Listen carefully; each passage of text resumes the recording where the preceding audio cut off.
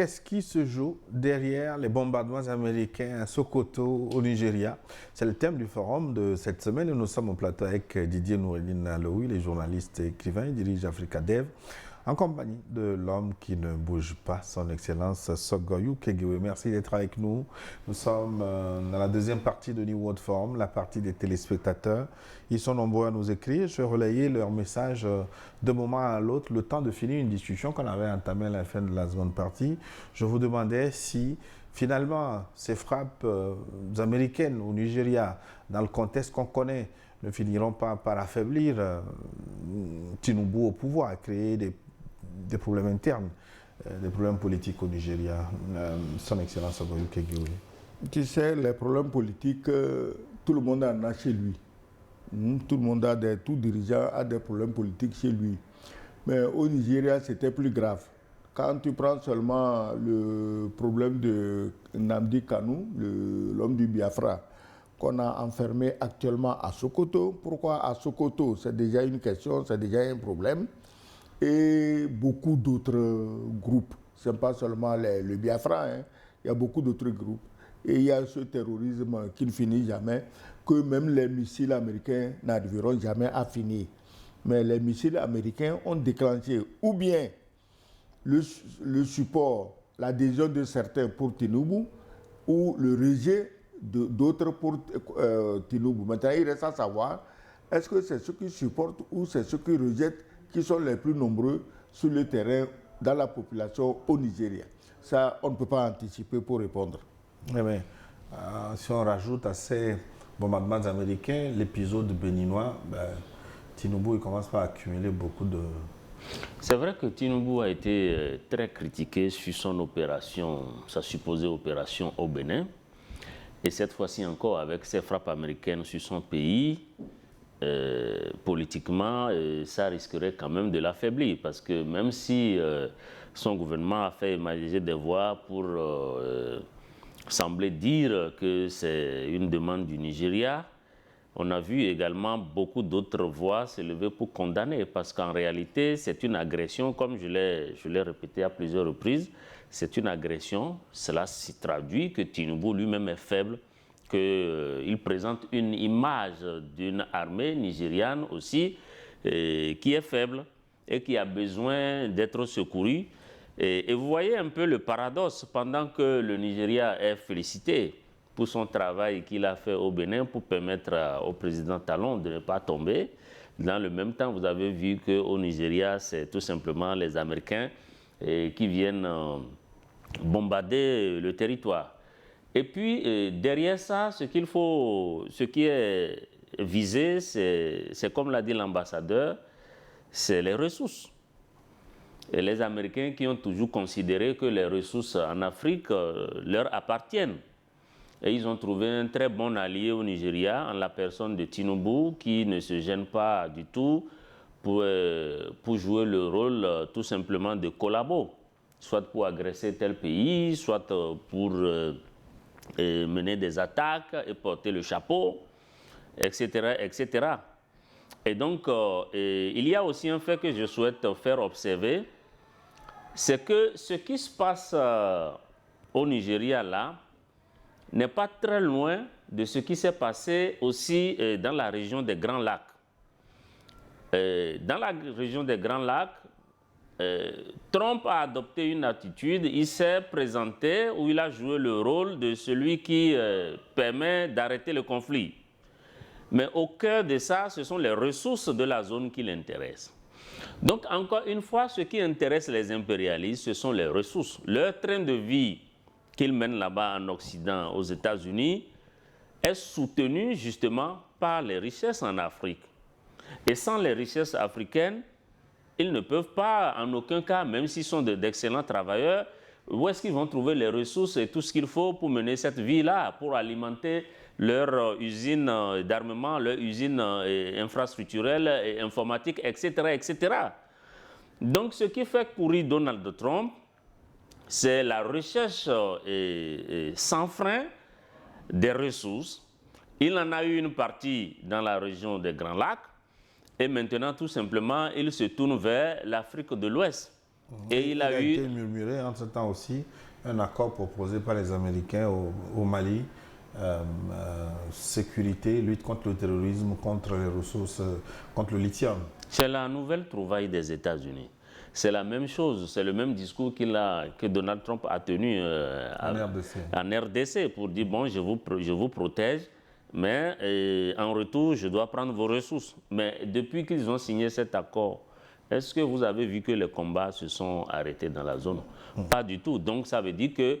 Kagame dit même qu'il va lancer une attaque contre le Congo. Bon voilà, donc c'est pour dire que ces gens-là ne résolvent absolument aucun problème. Ce qui les fait courir, encore une fois, ce sont les ressources qu'ils peuvent avoir dans nos pays. Barthélemy nous a écrit du Burkina Faso. Nous devons comprendre que ces frappes américaines ne sont pas anodines. Ce sont les préparatifs de l'hiver noir dont parlait Ibrahim Traoré. C'est un bombardement qui masque des intentions maléfiques et qui requiert une vigilance accrue de l'AES. On commence banalement comme ça pour pouvoir intervenir dans l'AES, mais peine perdue. Aucun aéronef n'entrera dans l'AES pour en ressortir. Félicitations à Papa Sogoyou pour sa participation au deuxième sommet de l'AES à Bamako. Je l'ai aperçu sur le plateau de l'ORTM, Office de radio-télévision du Mali. Et merci pour la pertinence de ses interventions. Longue vie à New World TV et ses panélistes. On est toujours ensemble. Yaoumego Barthélemy depuis le pays des hommes intègres. Merci à lui. Votre passage à Bamako a été remarqué. La lutte continue. Et que retenez-vous finalement de ce séjour Non. Le séjour à Bamako, au fait, c'est quoi? C'est que voilà 3 pays qui ont décidé de sortir du merdier colonial français. Il faut appeler les choses par leur nom. Parce que quand tu vois le kilo ou la tonne d'uranium qu'on achète au prix des cacahuètes, et maintenant quelqu'un vient, il veut acheter ça au prix de l'uranium, quand tu vois ça, ça te révolte. Donc, ces pays ont décidé de prendre leur destin en main. Et ce qui est encourageant, c'est qu'ils sont concrets.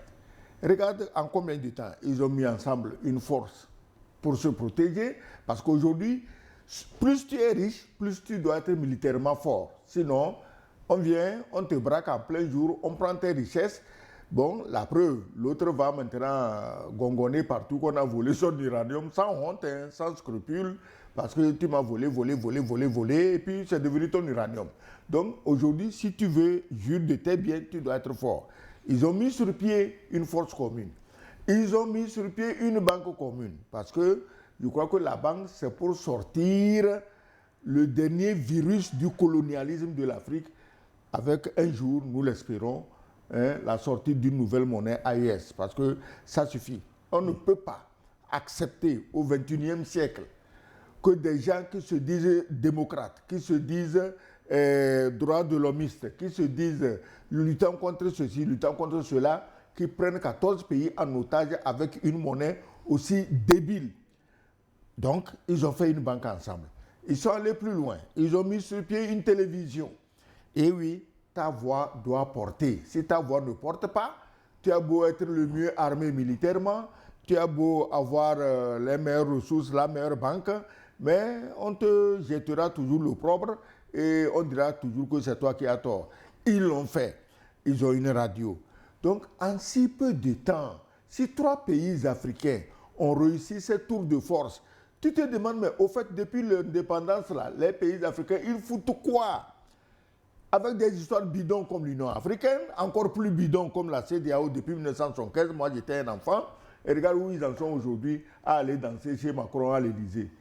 Est-ce que vous trouvez que le devenir de l'Afrique passe par là?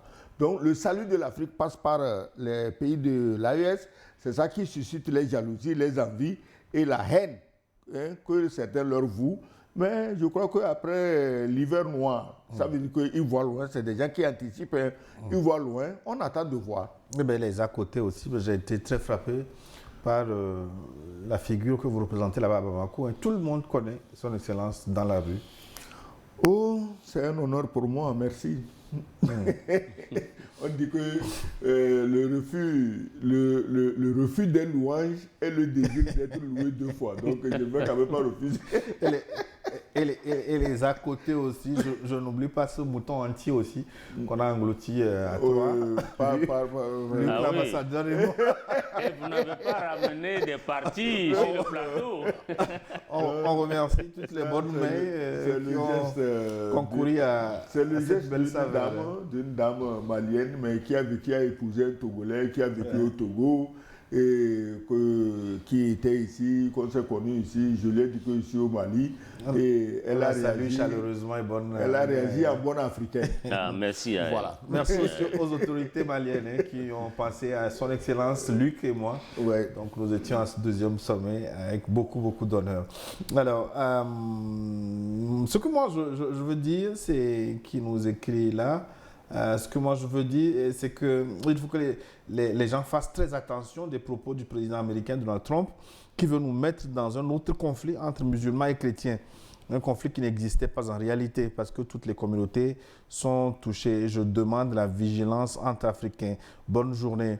Alors, ce téléspectateur demande de faire vigilance pour qu'il n'y ait pas un conflit intercommunautaire. Oui, il a raison totalement parce que ce que les États-Unis sont en train de faire, c'est de semer le trouble en retournant les communautés les unes contre les autres, les musulmans contre les chrétiens contre les musulmans, etc. Donc, ça fait partie aussi des stratégies des impérialistes, c'est-à-dire qu'ils essayent de vous embrouiller entre vous, et quand vous ne vous entendez pas, et c'est de bonne guerre, eux, ils profitent pour venir dire, bon voilà, on va vous aider, mais à condition que vous nous donniez vos ressources. Je crois que c'est une stratégie bien affinée par Donald Trump qui est en cours et il faut que, effectivement, je me réjouis de l'intervention de cet auditeur et effectivement, les Africains doivent comprendre ce qui se joue et s'organiser, ne pas se laisser distraire surtout. Cyril depuis Paris. Fidèle Cyril, bonne heureuse année à vous. Entre les révélations de Pascal Tigri et les récits venant du Nigeria et des États-Unis, il y a de quoi s'inquiéter sérieusement. Découvre-t-on seulement maintenant les caches terroristes au Nigeria après tant de massacres? Les États-Unis peuvent-ils désormais se donner le droit de frapper des États africains souverains? Assistons à une nouvelle forme d'impérialisme en Afrique. Bon dimanche à tous, c'est Cyril depuis Paris. Un message du Bénin. Maintenant, vraiment, je me demande à quoi joue Tinubu. Tantôt, c'est lui qui vient en renfort au Bénin. Tantôt, c'est à lui on vient en aide pour bombarder les terroristes. Pourquoi ne pas concentrer ses efforts pour ses propres problèmes au lieu de venir dans les autres pays pour semer le bordel? Les États-Unis étaient où depuis des années quand de nombreuses filles ont été enlevées au nord du Nigeria? Le Nigeria me fait pitié, une grande puissance comme elle se permet de continuer à suppléer les colonisateurs escrocs alors que d'autres jeunes pays prennent leur destin en main pour s'imposer sur le plan international. L'Afrique de l'Ouest me fait tellement honte. Et je me demande où nous trouvons ces dirigeants qui ne sont pas, enfin qui ne font pas dans les intérêts, qui sont dans leurs intérêts personnels. Je voulais demander à Sogoyou Kegewe, est-ce que dans 50 ans, l'Afrique de l'Ouest peut lever la tête de l'eau? Je m'inquiète beaucoup de notre avenir. Moi, je vois environ un siècle avant de voir une Afrique de l'Ouest debout. C'est Kazoulé Mazabalo depuis Cotonou au Bénin. Oui, mais attends, si les Africains veulent s'en sortir, il leur faut beaucoup de détermination, beaucoup de courage, beaucoup de patience. Et nous ne cesserons jamais de citer les pays du Sahel comme modèle. Les pays du Sahel, écoutez, nous sommes admiratifs, mais ce n'est pas qu'on est aveugle. On sait que c'est difficile. Et c'est pourquoi on demande aux populations vraiment de se tenir soudées derrière leurs dirigeants. On sait que c'est difficile de se tenir soudés derrière leurs dirigeants pour que ce pari soit réussi. Ce n'est même pas dans 50 ans. Moi, je dis, si ces pays-là tiennent bien, dans 10 ans, dans 15 ans, mais ils seront comme le Koweït ou bien le Qatar. Ils ont toutes les richesses qu'on leur refuse disons, d'utiliser pour le bien-être de leur population. Maintenant, si on reste plutôt dans le cadre CEDEAO, toujours un peu plus esclaves de Paris, on va aller danser à Paris, on va aller chercher costume, cravate à Paris, mais dans 50 ans, on sera encore plus pauvre qu'on est aujourd'hui, c'est ça. Il y a un travail de sensibilisation à faire, surtout en direction des jeunes, pour que les jeunes ne commettent pas les erreurs de leurs aînés que nous sommes, parce que nous avons tous commis des erreurs. C'est ces erreurs qui nous ont amenés là où nos pays sont aujourd'hui. Ibrahima Bakayoko, depuis le Sénégal, maintenant le Nigeria fait honte à l'Afrique tout entière. Il est capable de bombarder le Bénin pour sauver le talon de Macron, mais il est incapable de sauver sa propre population. Il dit avoir donné des informations aux Américains. Je me demande comment détenir ces informations et ne pas les exploiter depuis 10 ans. Tinubu est pitoyable. C'est Ibrahima Bakayoko depuis le pays de la Teranga. Oui, mais absolument. Jamais le Nigeria n'est tombé aussi bas depuis plusieurs années. Et celui par qui cette image est collée maintenant au Nigeria s'appelle Tinubu. Et Tinubu, c'est vraiment dommage que ce leader fait perdre l'image de puissance africaine que le Nigeria a toujours véhiculée. Et c'est vraiment très, très malheureux. Maintenant, pour que cela change, parce il semble qu'il y a un auditeur qui a posé cette question, pour que cela change, il faudrait qu'il y ait un travail de sensibilisation, d'éducation. Il faut enseigner la bonne idéologie politique aux populations. Parce qu'en réalité, sur notre continent, nous avons encore beaucoup de chefs d'État qui eux-mêmes, apparemment, ne comprennent pas très bien les enjeux. Et quand le dirigeant lui-même ne comprend pas l'enjeu, comment il peut drainer son peuple vers la résolution, l'atteinte des objectifs? Et ce n'est pas possible tout simplement. Donc ça commence d'abord par avoir une bonne perception, à bien lire la géopolitique qui est en cours. Vous avez vu que dans les écoles françaises, même déjà à partir du cours primaire et au collège, au premier degré, on enseigne déjà aux enfants la diplomatie et la géopolitique, une meilleure connaissance donc, des enjeux politiques de l'heure. Donc peut-être qu'il faut intégrer ça dans l'éducation de nos enfants à nous, pour que très tôt on leur donne les clés pour savoir lire ce qui se passe sur la scène internationale. Le Nigeria est un géant au pied d'argile. Merci pour votre présence au deuxième sommet à Bamako. Cela nous a fait chaud au cœur. Nous n'avons jamais douté de votre soutien à ceux qui luttent pour la bonne cause. Bonne et heureuse année 2026 à vous et à votre équipe. C'est Zerbo qui nous écrit de Bobo Dioulasso au Burkina Faso. Le Burkina Faso qui prend la présidence de l'AES, le capitaine Ibrahim Traoré. Vous serez à Ouaga pour le troisième sommet finalement alors? Eh bien, écoutez, nous, on n'est pas nés de la dernière pluie. Nous comptons nos jours, nos heures, nos jours, nos semaines, nos mois et nos années. On ne sait jamais quand est-ce qu'on part. Les jeunes sont là. Si dans 1 an ou dans 2 ans, nous, on n'est pas là, d'autres iront. La lutte, on se passe le flambeau. Pas avant d'avoir vu l'albinos noir, en tout cas. En tout cas, l'albinos noir et l'hiver noir. L'hiver noir, on sait que ça sera dur. On sait que ça sera dur. Et ça a commencé, mais on doit le vivre. Voilà. Bonjour Gilles, bonjour Didier, naturellement. Bonjour à notre baobab, le papa Sogoyou. Encore une fierté d'être au rendez-vous de ce forum du jour. Et recevez mes encouragements et mes sincères reconnaissances pour tout le combat que vous abattez tous les jours pour une Afrique libre et souveraine. Désolation et frustration m'animent après cet excès de zèle de Trump et malheureusement avec la complicité flagrante et délibérée de certains dirigeants à la solde de l'Occident. Une preuve que beaucoup d'esclaves de salon ne se sont pas encore réveillés malgré tous les cris d'alarme de l'AES et la reconquête du continent. Une fois de plus, comme le dit le président Traoré, l'hiver noir est déjà à nos portes. Nous sommes vraiment en danger et je me demande ce qu'il faudrait encore faire pour réveiller ceux qui continuent de dormir. Bonne journée et bon dimanche. Arthur Ouedraogo depuis Hambourg, au nord de l'Allemagne. Ouais. Merci. Bonjour Gilles. À mon papa, ambassadeur, et à votre co-débatteur, pardon, les Africains risquent de demeurer sous hommes si nous continuons d'agir comme ça.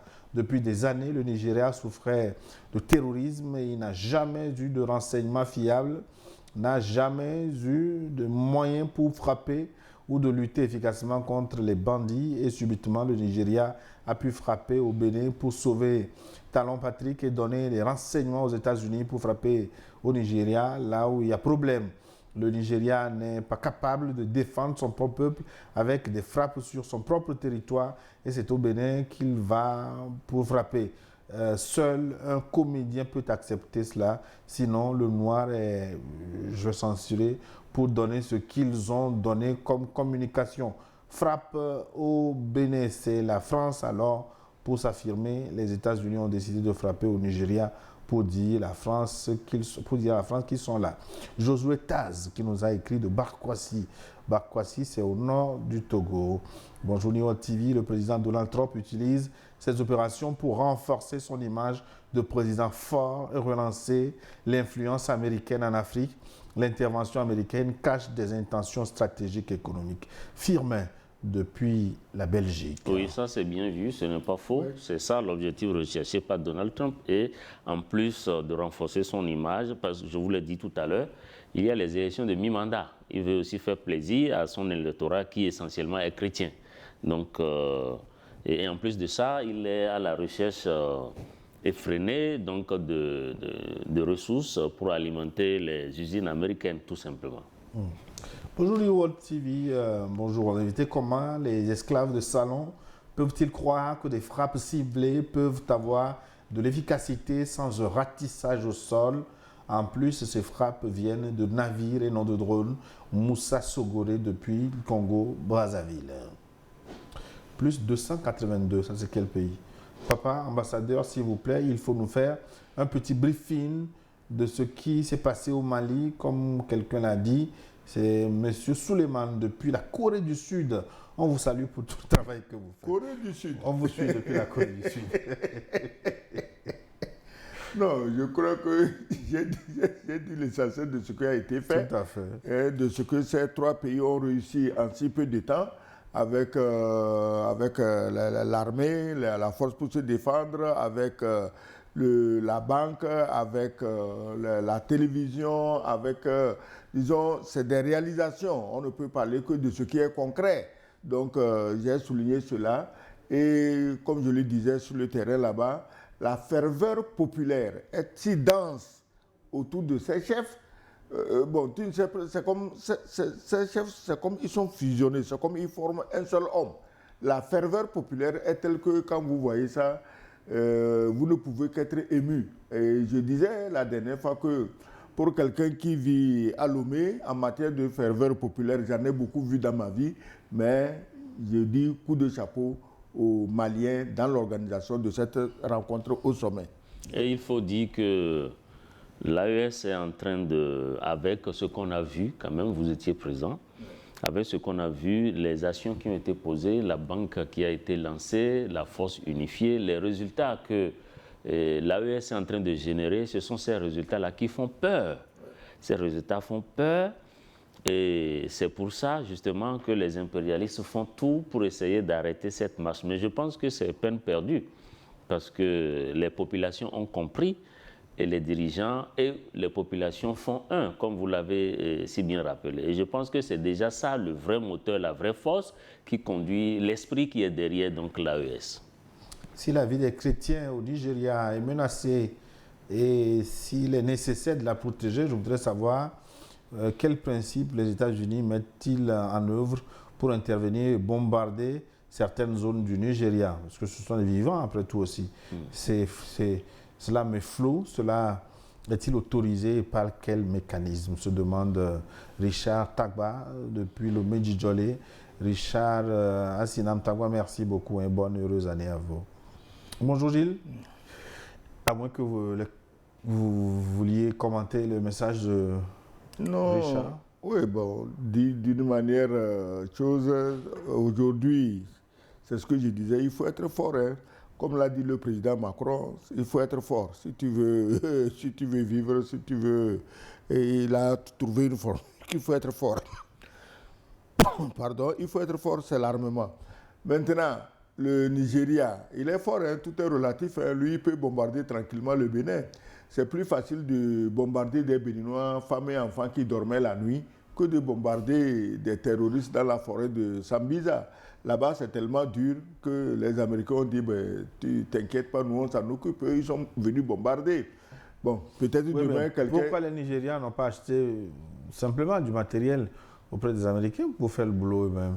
Non, les Américains, je crois qu'ils ont commencé à acheter du matériel sérieux. Tu t'imagines le Nigeria, 930 000 km² et 230 millions d'habitants. Il semble qu'ils n'avaient que 2 hélicoptères, tout de même. Et il semble qu'ils viennent de prendre livraison bientôt. Ils vont prendre livraison bientôt de 4 hélicoptères de guerre, ce qui est insuffisant. Il leur en faut au moins 40, ou sinon 400. Et qu'ils ont aussi acheté des avions de chasse. Ils avaient d'ailleurs commandé une grande flotte d'avions de chasse récemment qui doivent être livrés. Mais le Nigeria étant ce qu'il est, je crois qu'il lui en faut au moins à chaque chose 5-10 fois plus, 5-10 fois plus. Donc ils ont négligé l'armement, ils ont négligé la défense et c'est ça qui donne le droit à un pays comme les États-Unis de venir bombarder aussi à sa guise et de partir. Et pourtant, le Nigeria ne devrait pas négliger l'armement, vu les menaces qui sont sur son sol. Est-ce qu'on peut parler de négligence ou de complicité, tout simplement? Ou de corruption aussi. Ou de corruption. Ces gens-là, ils ont un problème. L'armement pour sécuriser le pays ne les intéresse pas.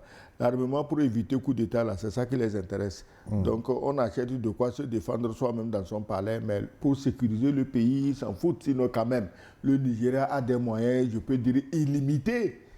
Hein? Il devait être vraiment armé, comme l'Égypte, comme l'Algérie, comme le Maroc, comme l'Afrique du Sud. Mais il se retrouve aujourd'hui, je peux dire même loin derrière l'AES. C'est triste. Oui, mais comme pour dire... Finalement, je pose une question peut-être provocatrice. Mais si le Nigeria ne peut pas aller bombarder dans la forêt de Sambisa et que le Bénin n'a pas d'avion pour attaquer son propre camp, sur quoi on comptait pour aller attaquer le Niger? Mais ça veut dire que l'armement qui voulait aller bombarder le Niger, ce n'était pas de l'armement africain, c'est tout simplement. On sait que c'est la France qui est derrière ça. Attends, le Bénin aussi vient d'acheter des hélicoptères. Je crois, les chiffres que j'ai donnés, je crois que ça concerne plutôt le Bénin, qui vient d'acheter des hélicoptères et des avions de chasse. Bon, tard vaut mieux que jamais. Et on ne souhaite pas une prochaine fois. Sinon, je me suis dit qu'ils ont pris les précautions pour que la prochaine fois, eux-mêmes puissent cramer leur propre population. Docteur Sambali nous a écrit d'Avignon, en France. Bonjour Gilles et bonjour également à son Excellence et à son co-débatteur. Cette agression trumpienne avec le soi-disant accord tinubien est tout simplement le début de la mise en œuvre de l'hiver noir du camarade président Ibrahim Traoré. Tout le monde sait que le géniteur d'Al-Qaïda, de Daesh, avec leur succursale en Afrique, Boko Haram, Akmi, Iswak et Lukwara, ce sont les États-Unis.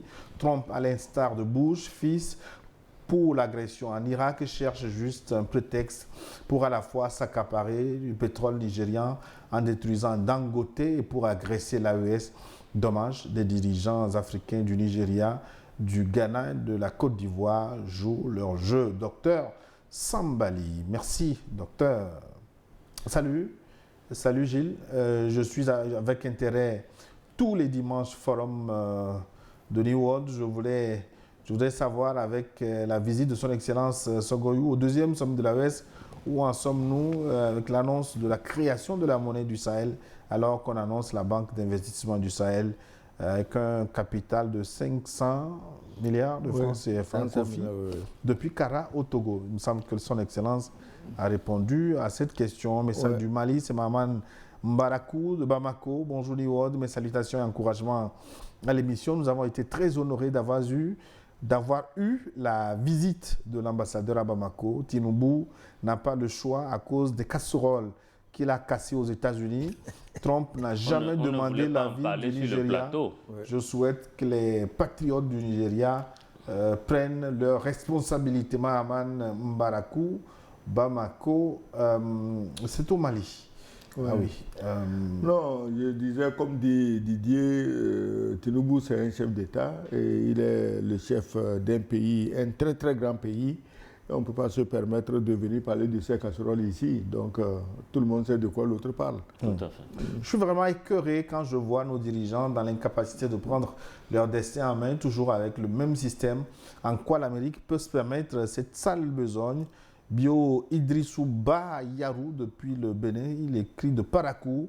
Ce sont des raisons bidons que l'Amérique cherche pour attaquer les pays de l'AES. Et cette période est vraiment révolue. On est en train de se réveiller petitement car les mêmes du passé, les mêmes, enfin, il veut dire causes du passé, non, ne se répètent plus. Au passage, je recevais mon bonjour surtout à mon grand frère, l'ambassadeur Kegewe. Toutes mes excuses si le nom est mal prononcé, c'est Kegewe. Pas Séguéwé. Il impressionne une grande partie de la jeunesse africaine. Et puis, effectivement, ce qu'a dit le téléspectateur est vrai. Et la question de l'armement, je pense que beaucoup d'États africains le négligent. Et les chiffres que vous avez donnés tout à l'heure concernant le Bénin, il a fallu que le président Talon vive une situation très difficile pour pouvoir penser à se ravitailler. Oui, alors que pendant tout ce temps, dans le nord Bénin, il y avait une situation là-bas d'insécurité criarde et que les militaires béninois se faisaient tuer par les terroristes. On a vu les bilans ont été vraiment des bilans très graves. Mais voilà, et pendant tout ce temps, l'idée n'est pas venue d'acheter de ces avions-là pour mener une lutte efficace. C'est-à-dire qu'il y a cette attitude-là aussi d'égoïsme au sein de certains dirigeants. C'est-à-dire quand ce n'est pas eux qui sont attaqués, alors les militaires qui sont sur le terrain peuvent se faire facilement tuer comme des mouches. Didier, j'espère que tu avais écouté le président Macron dire que le Bénin, bon, les armes, bon, à peu près c'est inutile, quoi. Ou bien ils ne sont pas assez mûrs pour acheter les armes. Tu sais, quand tu n'ont pas de structure pour acheter les armes. Quand tu achètes un couteau suisse, tu ne le donnes pas à un enfant parce qu'il sort une lame, ça va le couper. Donc les Béninois étaient dans la situation où ils ne pouvaient pas acheter certaines armes selon leur patron. Et pourtant, c'est eux qui ont formé leurs officiers, tout de même. Vous les avez formés sur quoi? Non, il dit qu'ils n'avaient pas de structure. Quelle structure? Les structures se construisent. Non, mais en dehors même de ça, après le coup d'État, on a suivi ce que le président Talon lui-même a dit concernant le défaut ou le manque d'armes. Et la justification qu'il a apportée, c'est que ce sont des armes qui coûtent très cher et qu'un pays qui est en train de se développer a besoin d'argent pour les infrastructures. Mais sauf qu'on ne peut pas faire du développement dans un contexte non sécurisé. Donc ces armes-là sont nécessaires pour une lutte efficace contre le terrorisme. Aujourd'hui, si tu n'es pas armé, tes infrastructures, même ça ne sert à rien. Le premier voyou venu te casse ton pont. Tu fais comment? Le Nigeria, que nous estimons comme une puissance militaire ouest-africaine, demande une frappe américaine contre le terrorisme. Quel avenir nous attend alors? Bonne fin d'année 2025. C'est Soumana Silla, un ressortissant de l'AES depuis Brazzaville, au Congo. Un ami de l'ambassadeur nous envoie un message. Bonjour panélistes, je me pose la question de savoir pourquoi les États-Unis n'ont pas bombardé l'est du Nigeria, qui est l'épicentre du terrorisme. Un ami, l'ambassadeur. Mais c'est ça justement. C'est un petit entraînement vers le Niger. Il fallait bombarder à côté du Niger. Comme ça, le jour où on rentre au Niger, on va dire, bon, écoutez, on a commencé de l'autre côté, on est arrivé chez vous. Sinon, tout le monde sait où se trouvent les terroristes, la forêt de Sambisa, le pourtour du lac Tchad, tout le monde sait. J'ai lu quelqu'un, un des combattants, au Nigeria, il y a des gens qui combattent les terroristes, qui dit que mais, si les gens cherchent où sont les terroristes de venir, lui va les amener. Mais bien sûr, on sait où sont les camps terroristes. Donc, si on s'approche du Niger pour aller le faire, bon, donc ça veut dire que les raisons avancées sont totalement fausses. Mamadou Traoré, depuis la République de Guinée, je salue M. Sogoyou, vraiment, il fait la fierté des vrais Africains. Je prie Dieu de le garder longtemps pour l'Afrique. Son Excellence. Merci pour ta prière. Merci. Oui. Bonjour mes doyens, le message est clair. Le président Traoré avait prédit, c'est l'hiver noir. Le Nigeria va payer les prix Bonne émission depuis Congo, Brazzaville. Oumar Diallo. Oui, le problème aujourd'hui, quand tu regardes dans notre Afrique de l'Ouest, c'est quoi? C'est qu'il y a des pays qui veulent se doter, qui veulent se payer le destin de l'Ukraine. C'est-à-dire qu'ils sont prêts à faire raser leur pays, à faire tuer leur population pour faire disons, pour faire plaisir à leur maître extérieur. C'est le destin de l'Ukraine. Ils n'ont qu'à regarder un peu l'Ukraine. Aujourd'hui, ceux qui disaient non, Poutine ne doit pas gagner cette guerre, il n'y a pas question, c'est eux qui sont en train de ramper vers Moscou. Ils iront s'agenouiller devant. Est-ce que j'ai cité quelqu'un? Non, il faut le dire, c'est la France. Aujourd'hui qui s'allie. Ils vont finir par s'agenouiller devant Poutine. J'avais dit qu'ils iront à Canossa, à Moscou. Les gens croient que c'est de la blague, mais ça commence déjà.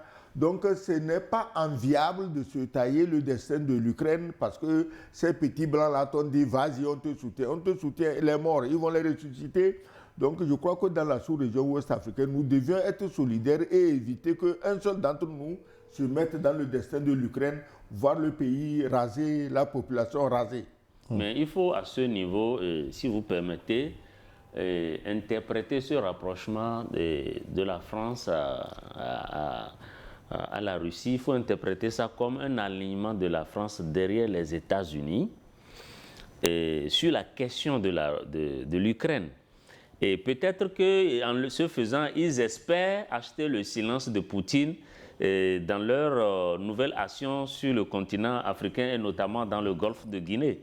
Mais c'est peine perdue parce que Poutine, c'est quand même un dirigeant fiable, crédible et qui ne trahit pas, contrairement aux autres qui sont passés mettre dans la trahison tout simplement. Bonjour le plateau, aujourd'hui l'AES a le meilleur service d'enseignement dans la sous-région. Le président stratège, capitaine Ibrahim Traoré, a déjà parlé de l'hiver noir. Nous sommes donc au courant de tout ce qu'il prépare et tout ce qui sera joué, qu'il sache que les dirigeants et les peuples de l'AES sont soudés. Je m'inquiète surtout pour le Nigeria, qu'il fasse attention car cela peut se retourner contre lui. Et s'il faut saler depuis le Niger, merci et bonne émission à vous, fierté de l'Afrique. Bio Cécile a écrit également salut à vous Gilles et aux co-débatteurs. Les États-Unis veulent tout simplement profiter du droit de poursuite pour intervenir dans l'AES, mais c'est peine perdue. Bio Cissé depuis Parakou au Bénin. Ils sont encore nombreux. Salut Gilles, c'est Sani Mahaman depuis le Niger. Vous faites la fierté de l'Afrique. Un autre message du Niger. Bonjour Niwod. Au Niger, personne ne peut nous duper. Trump peut bombarder où il veut tant que c'est en dehors de l'AES. Nous restons aussi à l'écart. Nous sommes dans une mobilisation générale pour la patrie et sommes prêts à toute éventualité pour notre patrie. Personne ne nous fait peur, qu'il soit le Micron français ou le trompeur américain, Aminou depuis Niamey. Respect à votre forum qui fait un véritable travail pour l'Afrique. Le Bénin, bonjour le plateau, c'est Améganjin Ekoué depuis Cotonou. Merci pour tout ce que vous apportez comme information. Un message du Togo, oui, bonjour, niveau d'info, plusieurs chefs d'État, non seulement ils ne connaissent pas les enjeux de l'heure, mais ils craignent pour leurs tonnes d'argent stockées dans les banques européennes. C'est Simon Pierre qui nous écrit de Kara au Togo, Bénin. Bonjour le forum. Je tire chapeau aux invités très éclairés qui essaient d'édifier les Africains sur les vraies raisons des frappes de Trump au Nigeria. Je souhaite que vous soyez toujours à l'avantage. Bonne année à l'émission et aux divers invités. Depuis Cotonou, c'est José Zanoui, Niger. New World TV, bonjour. Bonjour. Sacré Papa Sogoyou, merci pour le rappel historique permettant de mieux comprendre les faits et faire face aux ennemis. Un général français l'a dit et voilà qu'ils reviennent avec leur père Trump à nous de nous renforcer. Nous attendons les deux grands T dans l'AES. Qu'est-ce qu'il appelle grand T? Grand T de l'AES, Sani Ilili, Maïgoro de Niamey au Niger. Beaucoup de Nigériens aujourd'hui. Rabani du Niger, je me demande quel est le bilan des prétendues frappes contre les terroristes. Il n'y en a pas, c'est pas disponible. Un œil sur ses frontières, notamment avec le Nigeria. Merci de votre message. Je pense que ce n'est pas la faute du gouvernement de Tinubu. Imaginez que le Nigeria a plus de 200 millions de personnes, mais ils sont là en train de remplir les mosquées, les églises, et un groupuscule d'individus va conduire le pays dans le chaos sans blesser la croyance des gens, mais les Africains pensent que ces deux religions sont leur propriété privée. L'Africain noir, le seul être capable de déstabiliser et de tuer son peuple pour le grand bonheur des enfants du maître blanc. Signé Abdou Ibrahim depuis Niamey au Niger. Nous arrivons pratiquement à la fin de cette émission. Nous avons 8 minutes. La conclusion sera en langue aujourd'hui parce que Dieu nous a permis de faire encore 52 semaines cette année. J'ai commencé avec vous, je finis avec vous. Merci beaucoup de votre sacrifice tous les dimanches. Didier, bonne heureuse année à vous et à votre famille. Et merci. Prospérité dans les affaires. Merci, merci, c'est gentil. Et à mon tour, je vous adresse les mêmes vœux. Et surtout la santé, la paix dans nos cœurs, dans nos foyers, dans nos pays, pour que vraiment les Africains puissent se concentrer et mieux travailler au développement de nos pays. Il faut que les polos coulent abondamment en 2026. Ça, c'est une autre parenthèse. C'est un langage codé. Ah bon. Son Excellence, merci. Oui, non, moi je crois que nous sommes à la fin de l'année, donc ça veut dire au début d'une nouvelle année. Et nous souhaitons vraiment une bonne et heureuse année à tout le monde, à commencer par la paix et la santé. Et dire sur le plan géostratégique que nous sommes tous des frères en Afrique de l'Ouest et que le malheur d'un pays de l'Afrique de l'Ouest, qu'on le veut ou non, rejaillira sur tous les autres pays. Donc ça ne sert à rien que des gens s'enferment dans leur chambre, rien que pour programmer le malheur des autres peuples qui sont quand même des peuples frères. Voilà. Dieu donne ma gloire, je suis vraiment ravi en cette fin d'année d'apporter ma modeste contribution à l'éveil de conscience de la jeunesse africaine. Le sujet du jour est d'autant plus important qu'il nous oblige à prendre très au sérieux les menaces qui planent sur le devenir de notre continent. Il faut dire que les États-Unis d'Amérique ont perdu le leadership sur le monde à cause de l'aveuglement des dirigeants successifs américains. Et pour 2026, que souhaitez-vous pour l'Afrique, pour le panafricanisme? Vous avez une idée? Oui, bien sûr. Là, ce qu'on peut souhaiter, c'est qu'il y ait un réveil idéologique, un réveil politique, que les Africains aient une meilleure perception de ce qui se joue. Vous avez vu, par exemple, ces frappes américaines, les raisons qui sont avancées sont des raisons qui sont totalement fausses. Et ces frappes traduisent la faiblesse de l'État militaire nigérian et la perte de vitesse qui conduit Tinubu désormais. Et elle ne fera que mélanger les communautés les unes contre les autres.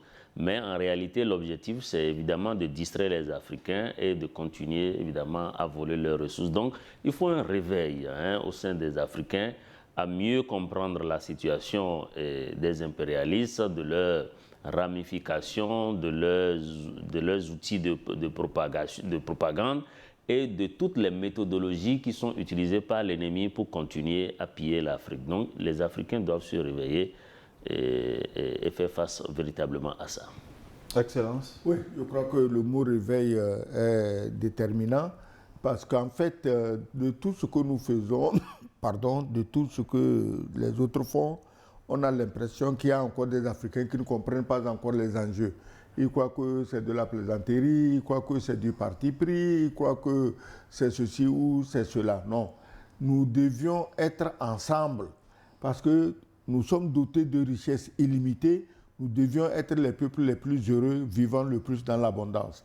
Il faut cesser de faire de l'Africain le mendiant de toujours, le type qu'on attrape dans le désert pour aller vendre comme esclave. Je parle de ce qui se passe actuellement, ou bien celui qui se fait manger par les requins dans la Méditerranée, ou celui qui finit comme, je ne sais quoi, Lampedusa. Je crois que l'Africain mérite 1000 et 1000 fois mieux, et il appartient à la jeunesse de travailler pour une nouvelle Afrique. Laissez de côté les vieux vont vous conseiller, ils vont vous encadrer, mais vous les jeunes, réveillez-vous. Merci, Son Excellence. On remercie également les techniciens qui ont été avec nous durant toute cette année, Moïse Yino, Gildas Jamajako, mais aujourd'hui, c'est le grand patron qui nous a réalisé cette émission, Magloire Adokou. Merci beaucoup, Timothée pour le son. Didier Samon a assuré un travail impeccable sur les réseaux sociaux. Il assure la diffusion en direct sur YouTube et Facebook. Merci beaucoup, Didier. Hervé Tatagan pour l'accompagnement également, et l'infographie et la diffusion. Merci à toute l'équipe. Merci à vous une fois encore, à tous les téléspectateurs. Ils ont été très nombreux, Didier, un peu partout dans le monde. C'est impressionnant désormais. Mexique, Corée du Sud, Congo-Brazzaville, Chine, de partout, les téléspectateurs étaient là. On leur dit merci. Bien sûr, ça nous rassure, ça nous encourage et nous ne pouvons que leur dire merci et leur souhaiter une très bonne et heureuse année 2026. Leur soutien, c'est notre carburant. Merci. À vous également. Ils sont nombreux, ils continuent de nous écrire. Pour Akpaki Ayeda Anani de Sokoré, dans un contexte où le Niger et les pays de l'AES revendiquent une rupture avec les ingérences étrangères, les interventions militaires occidentales en Afrique, ne risque-t-elle pas de fragiliser davantage le panafricanisme, de retarder l'émergence d'une véritable souveraineté sécuritaire africaine? Question envoyée par Akpaki Ayeda Anani de Sokoré au Togo. Bonjour Gilles, c'est Mahabib depuis le Niger. Je salue le plateau. Félicitations à Sogoyou, qui est pour moi le Bandakani du Togo, chacun son orientation. Anataz Anato Gama, alias le chef syndicat depuis le Bénin, il est clair que la recolonisation fait son beau chemin vers l'Afrique et les Africains doivent rester solidaires pour y faire face. Ils ont réussi à nous diviser pour mieux avancer. Restons éveillés. Anataz Tanaz Anato, alias le chef syndicat. On dit merci également à Mme Koulibaly Assitan, la dame de Luxembourg. Ouais. Merci, la fidèle de cette émission et du panafricanisme. Bonjour le forum. Monsieur Bakoye depuis le Niger, je vous salue pour votre modeste contribution à nous éclairer toujours avec des sujets brûlants. Que Dieu veille sur vous. Merci infiniment. Et du Togo. Bonjour le plateau, j'ai appris que les djihadistes sont aux portes de Bamako. Est-ce vrai? François, depuis Bakwasi. Excellence, vous qui avez été au Mali, est-ce que vous avez vu des terroristes aux portes de Bamako? Si les terroristes étaient aux portes de Bamako et que j'étais à Bamako, là j'aurais demandé qu'on me donne le courage le diplôme ou la médaille du journaliste le plus courageux. Quel djihadiste. Je souhaite bonne heureuse année 2026 à tous les intervenants d'Oniworld. Que Dieu vous accorde la santé et la sagesse, et au gouvernement qu'il revoie le panier du quotidien de la ménagère. C'est Josué Taz depuis Barkwasi. Nous arrivons à la fin donc du New World Forum, le dernier de l'année. Bonne heureuse année à tous, à 2026. C'est vrai que c'est le dernier.